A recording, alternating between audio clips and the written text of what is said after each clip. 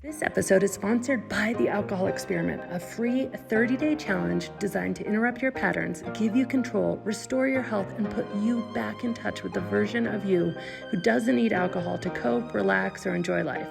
More than 220,000 people have already tried The Alcohol Experiment for themselves and have seen improved sleep, increased happiness, reduced anxiety, and so much more.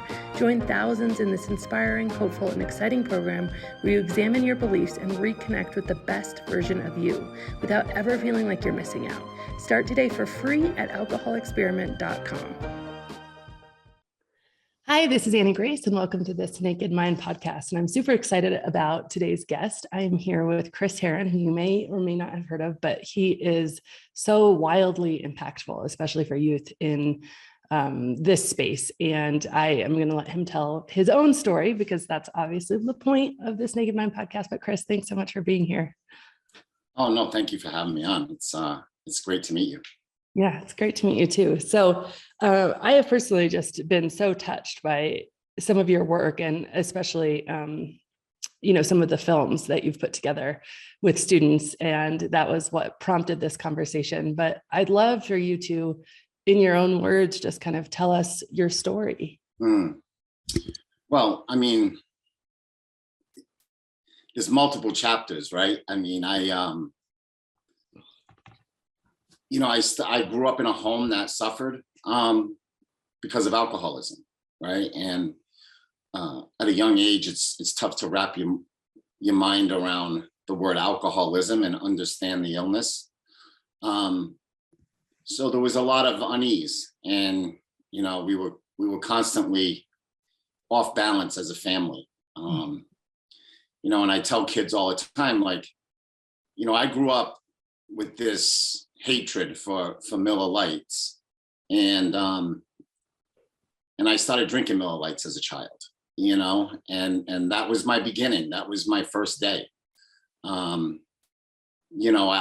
think I'm just one of many that I'm wired to seek relief, and when you're wired to seek relief at 12 years old,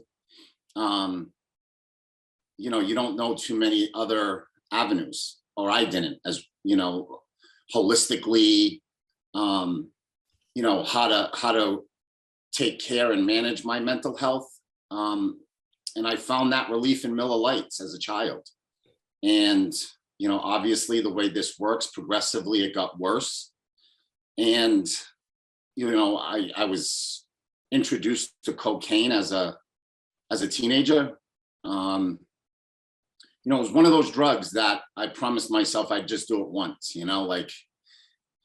it's that moment in time, like I'm in a dorm room, there it is. And I'll do it once just to get it over with, and I'll never do it again. And, that was a 14-year experience with cocaine. People who have my background, can really identify with this, but, some people find it troubling or puzzling. Cocaine, I fell in love with cocaine because it was my truth serum. It allowed me to talk freely and very openly and honestly. And, sadly, most of my nights, call them mornings, on cocaine were trauma conversations. We're talking openly about, how I feel and what I've experienced in my life. And that, that introduction to cocaine, as I just stated, was a 14-year experience. And, at 21, I was asked to go to a treatment center, a 12-step program. And, I checked into that treatment center at 21 for cocaine addiction. And obviously it was a check the box moment for me. And I came out of there the same person that walked in it. And I struggled for a couple more years. And after getting into the NBA, right? So Fresno to the National Basketball Association, during that experience, I was introduced to opiates. And I'd be lying if I said I hadn't taken them before that. I had some experience with opiates when I was in high school, as well as college. But this opiate that I was introduced to, Oxycontin, took hold of me. And, embarrassingly, I was spending around $20,000 a month on the drug. I was taking 1,600 milligrams a day of that drug. And not to get high, just to hide it, right? I was so embarrassed. I was so full of shame and guilt that here I am, a young father, a young husband, building this family. And the optics are that we're this young, up and coming professional family. And I was so sick, and I was so in despair and isolated. And that drug eventually led me to heroin. And, that heroin addiction, multiple overdoses, 4 overdoses,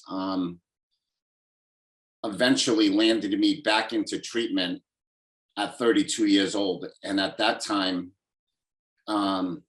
we had nothing left, right? I mean, we were on, my wife and I, she was 8 months pregnant. We had 2 children, Samantha and Christopher, 9 and 7. And, we were on food stamps. And the only reason we had a home to live in, it was because of our family who supported us. So we had a roof above us. But, going into treatment at 32 years old, that was a crossroad for me. I was there for like 35 days, and I got the call that my wife was going into labor. And against the advice of my team there, my counselors, I ran and I went to be a sober dad. And, that was my first sober birth. So I was like, I have 3 children, and I want to see one of my children come into this world through that sober lens. And I went there with the best intentions, but I felt unbelievably inept, inadequate. I felt that, here I am, 32 years old, holding this little baby boy. I have no job. I have a raging heroin addiction. Our family's on food stamps, and we don't even have a vehicle.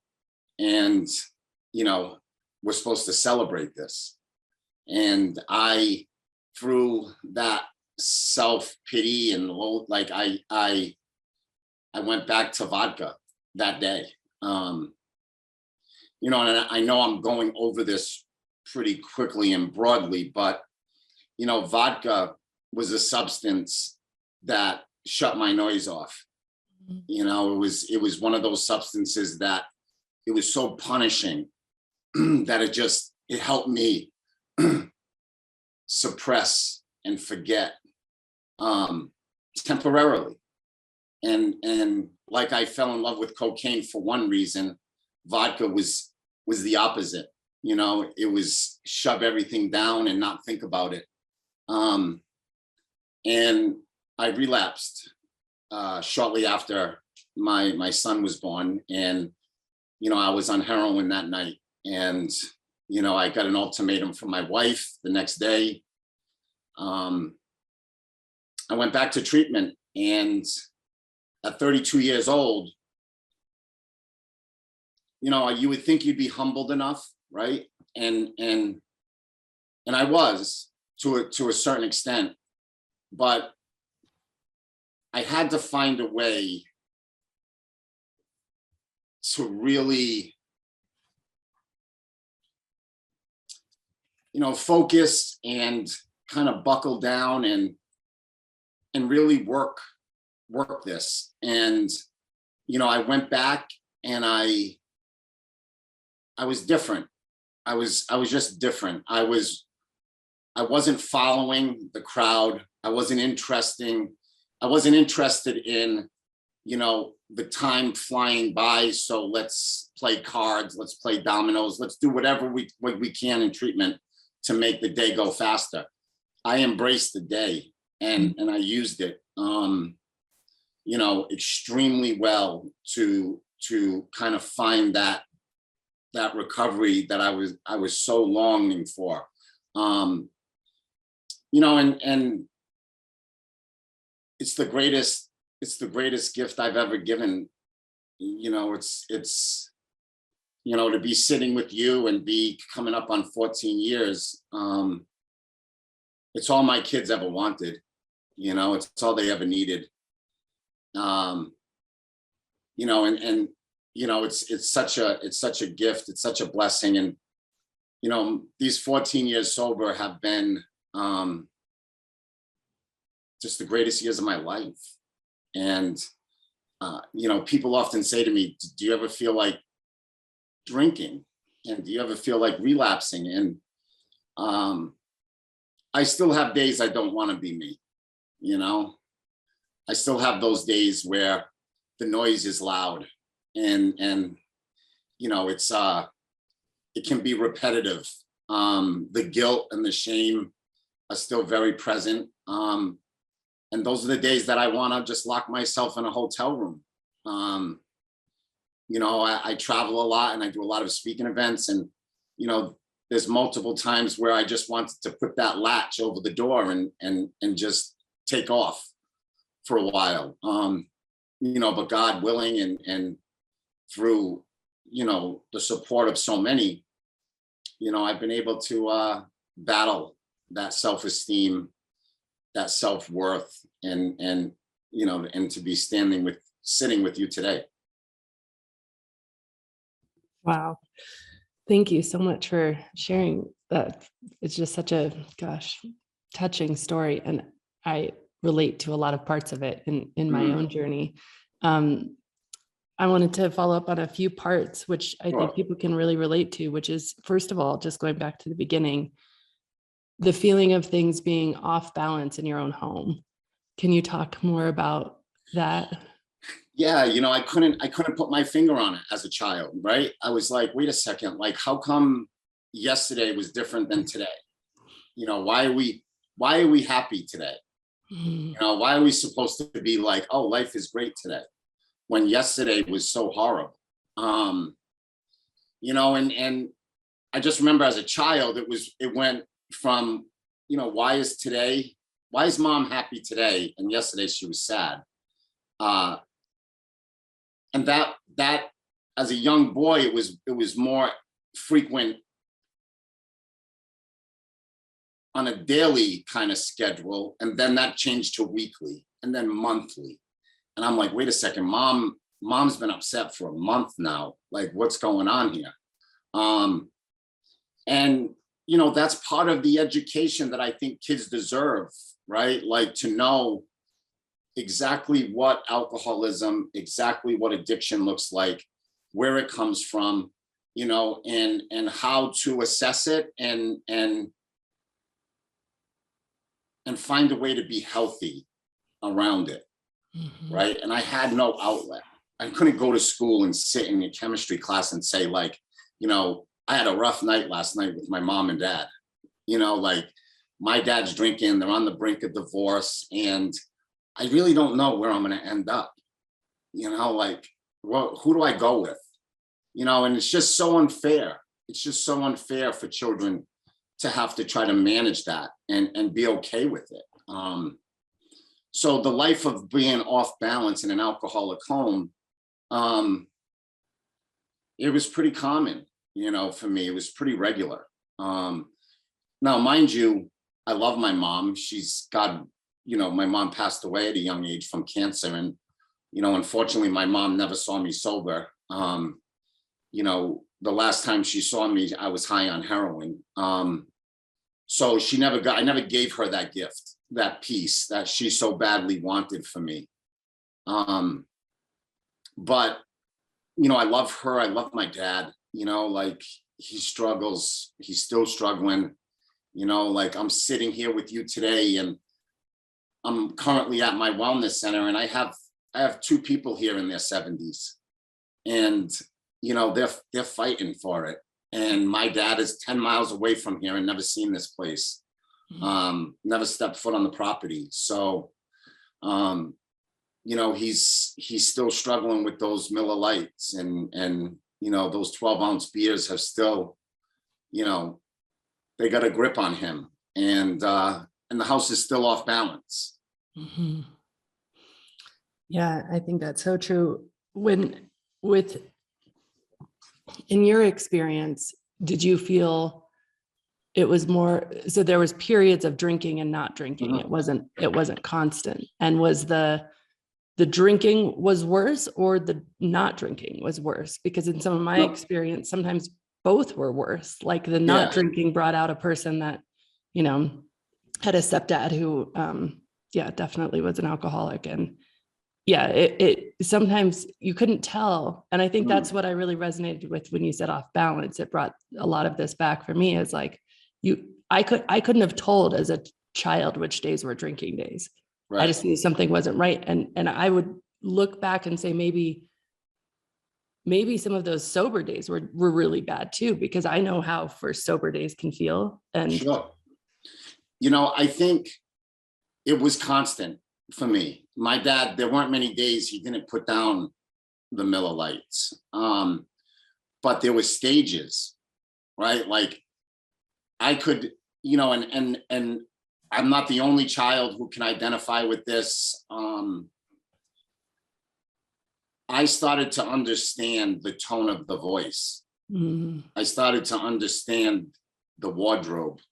I understood the timing of coming home. Like if he came home at 4, it was much better than coming home at 8, right? If his suit jacket was not on him, that could cause a little tension because it means he's put in, you know, a unhealthy day of drinking. You know, and again, it's the tone, right? Like at 46 years old, I can call my dad and I know the tone. Mm-hmm. I know it. I knew it when I was 10 and I still am dealing with the tone at 46. I usually ask this question at the end of the podcast. I might ask you again in a different way, but I want to ask it now is if you were able to go back to your 10-year-old self and just give him some words, what would you say? Yeah, I'd probably just hug him, man. No words. Yeah, that's really beautiful. Sorry. One of the things that you talk about so much and you do it so well, and I'd love for you to talk about here is this idea of the first day. Mm-hmm. So, you know, I've been speaking for 10 years and the first 6 of those years, I would walk out in front of 1,000 children and I would tell them my story. And the feedback was phenomenal, right? It was so healthy for my ego, right? Because kids would say, like, you're an unbelievable speaker and I'm going to pray for you and I hope your children, I'm going to reach out to your children. But as someone who's been given this responsibility and this opportunity, I felt that I was missing the mark. Like it was an opportunity to get kids to tell their story. Like, don't worry so much about my story. Let's understand who you are right now. Mm-hmm. And I felt I was playing into that narrative of we put so much energy and focus on the worst day of addiction. And we forget the first day. Mm-hmm. Like, we're going to show children pictures of drug addicts. We're going to have them read their books, watch their movies. But we're never going to talk about what they looked like when they were 12. And we're not going to show them the progression of this illness over time. And I think if, in fairness to children, they need to see the whole spectrum. They need to understand, like, I was a 10-year-old altar boy. I was a 12-year-old shortstop. I was a 13-year-old kid building forts in the woods and running around in my neighborhood playing hide and seek. Like, I just didn't end up at 32 with the needle in my arm, and taking a chance at dying on a daily basis. So I changed the way I spoke to them. And like, you asked the question, what would you say to your 10-year-old self? And I said, hug them. The morning show with Charlie Rose and Gayle King, they asked me to do a segment called Note to Self. And, when I talked to their executive producer, he's like, it's just 500 words, 500 words. It's roughly 2.5 minutes. I want you to have the note ready. We're going to come in and we're going to film you and you'll read it. And I figured this is going to be an easy assignment. And it was harder than writing my book, because Note to Self is talking to that boy in the bunk bed. It's getting him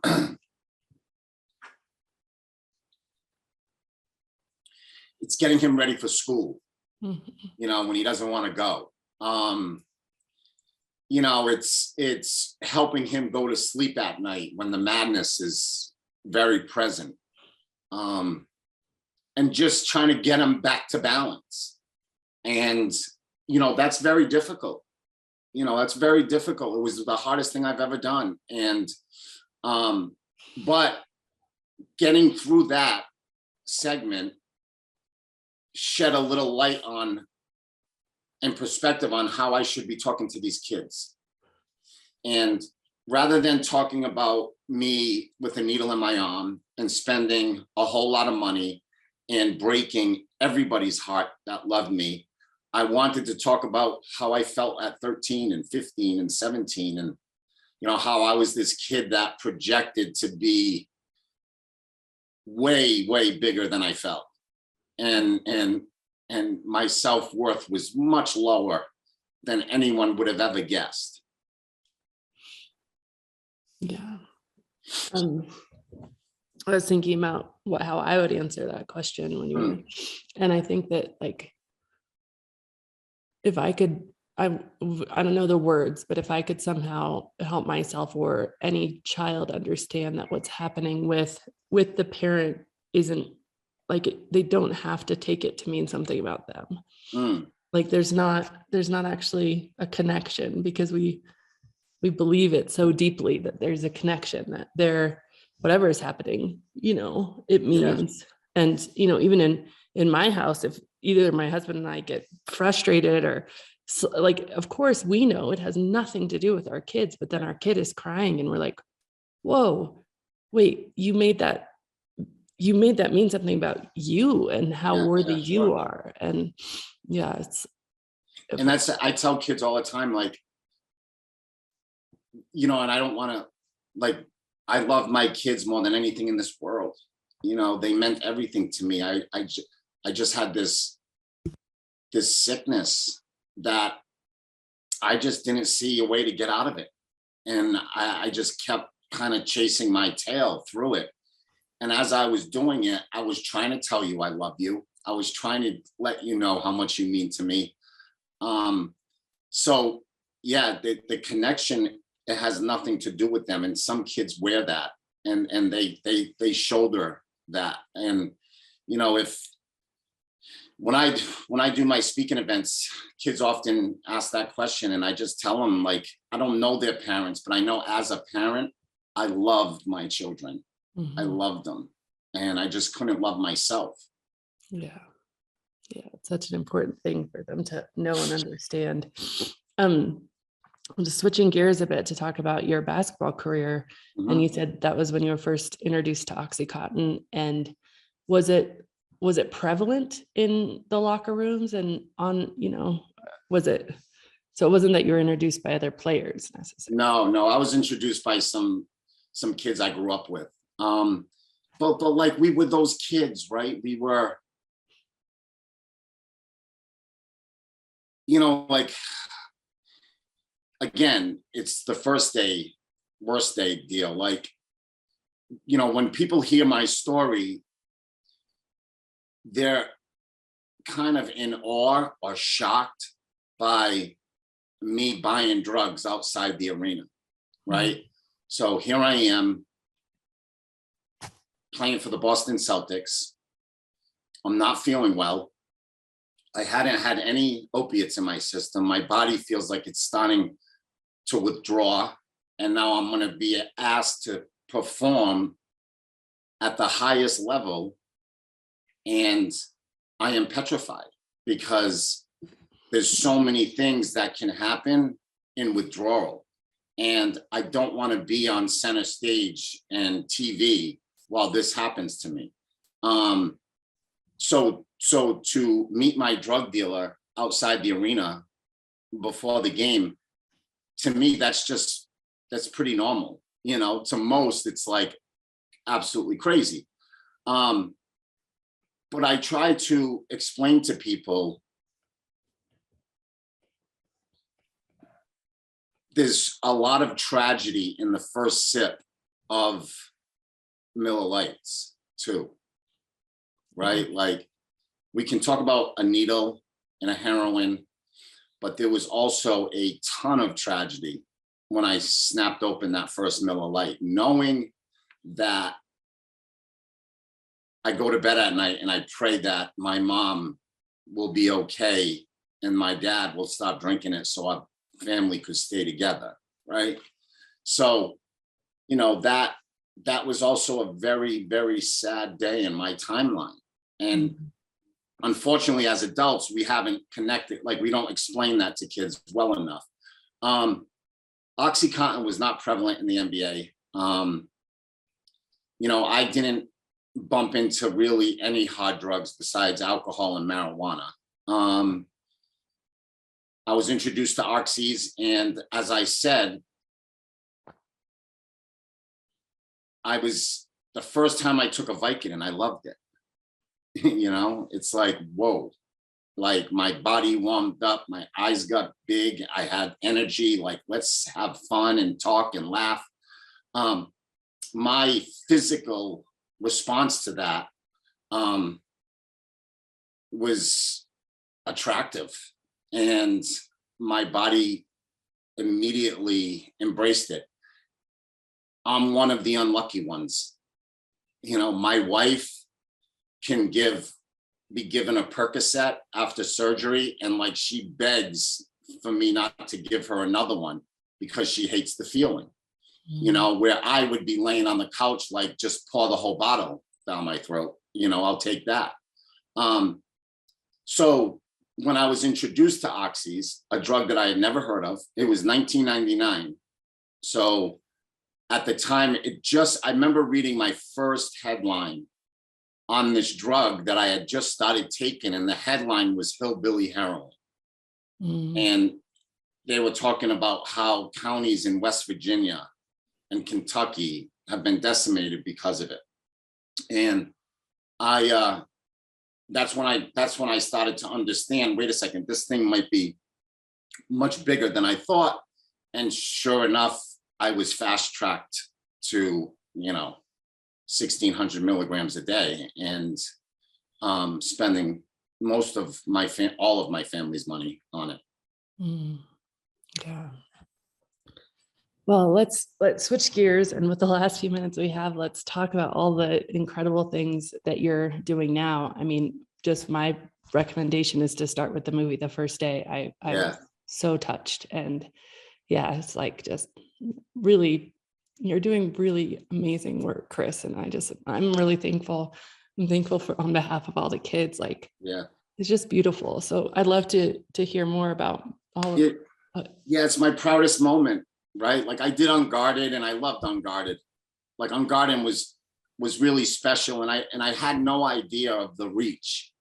Unguarded today is played in most treatment centers. It played in most DUI classes, and it's used as a tool for many people. And, you know, when I did it, I didn't understand it. I didn't understand that it could have that type of reach. So something I'm very proud of, but the first day is like my soul, you know, like that was my soul. I'm like, that was my core, you know, as a person. And to kind of hone in and nail down the messaging, you know, it was a lot of like, it was a lot of my mom. Mm.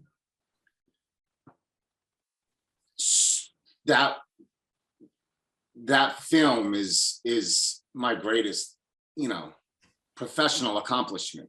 You know, and now also, you know, Herren Project. And, you know, I was 32. I was unemployed. I had no health insurance. And I was given a gift, right? Like a total gift by a family, the Mullins. And they found a place for me to go to in upstate New York. And when I got sober, I said to myself, because I was so proud, right, of myself. And I was like, the Mullins must feel so good to know that like they gave me this fresh start. And I said, I want to feel what they felt. And so I started Herren Project. And, you know, Herren Project has given 2,500 scholarships in the last 10 years. And I believe we're up to around 7 million in scholarships.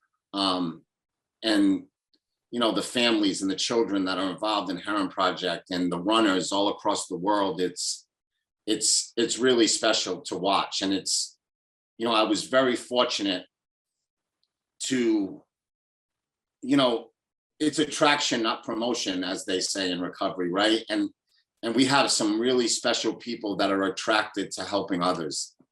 And, you know, Herren Project has taken that mission and has grown it way beyond I envisioned it.